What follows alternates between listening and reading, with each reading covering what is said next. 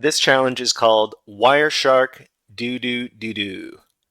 It's a medium level challenge from the forensics category from the picoCTF 2021 event. The description says, can you find the flag? And there's a file with a link over here. So the first thing we need to do is we need to highlight the file, right click, and select copy link. Afterwards, we can go to our terminal and then we can use the wget command to download the file. So it's wget and then paste in the link that we just copied, hit enter, and that's going to download the file to our directory. So we have the file shark1.pcapping.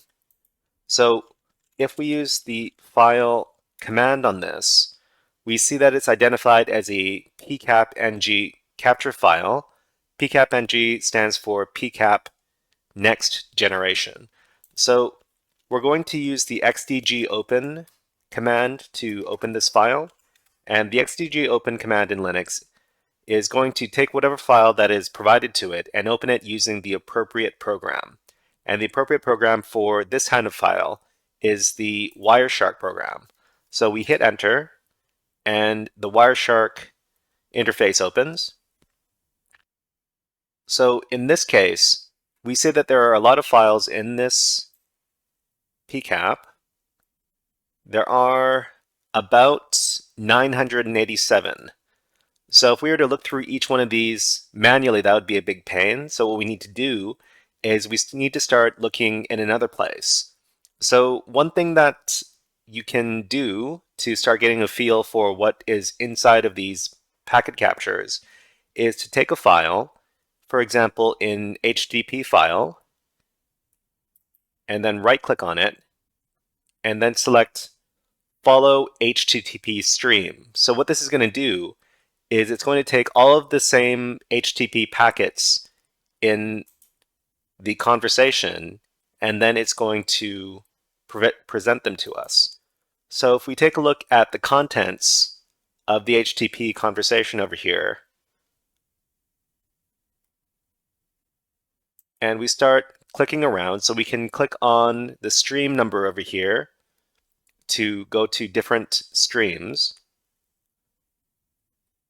Eventually, what we're going to happen on is this stream over here. This stream over here, which is stream number 5. And the only thing in this conversation here is this suspicious looking message over here. So we see what could be a flag because we see 4 letters and then 3 capital letters, where the flag would normally be picoCTF with CTF as the capital letters. And then we see some curly brackets, which is another indication that this might be a flag. So what we can do is we can copy this and we can figure out what kind of encryption or encoding this might be. So if we were to copy this, and then we were to go over to ask ChatGPT, for instance,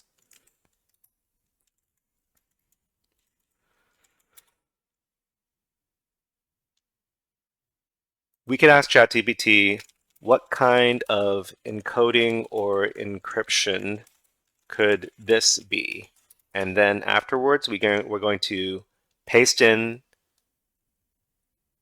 the string that we got from the packet capture. And ChatGPT suggests that the string you provided appears to be encoded using ROT13 encoding. This is a simple letter substitution cipher that shifts each letter by 13 positions in the alphabet. When you apply ROT13 to the string, the letters will be decoded as follows. So what we have here is the original version over here and the decoded version over here. So we could easily achieve the same result by going over to, say, decode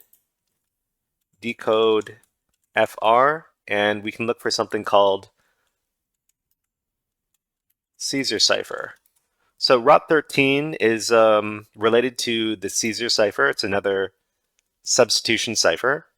And what we can do is we can paste in this window here, Caesar ciphertext, paste that in, and then we can click on the decrypt button. And that's going to brute force the message in here.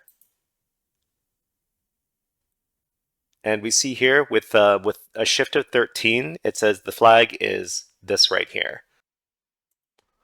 So what we can do is we can highlight the flag over here, and then we can right click on it and copy it. And then over on the picoCTF challenge page, in the flag submission field, we can paste in the flag and then click on submit flag. And then we're finished.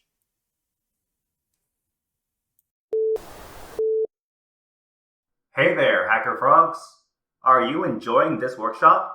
Learning new concepts and skills? If so, there's a way you can support the channel, and it's totally free. Just click on the subscribe button below the video. Also, click on the like button. And if you have questions or comments on this workshop, please leave them below the video. Thanks for listening. And now, back to our scheduled programming.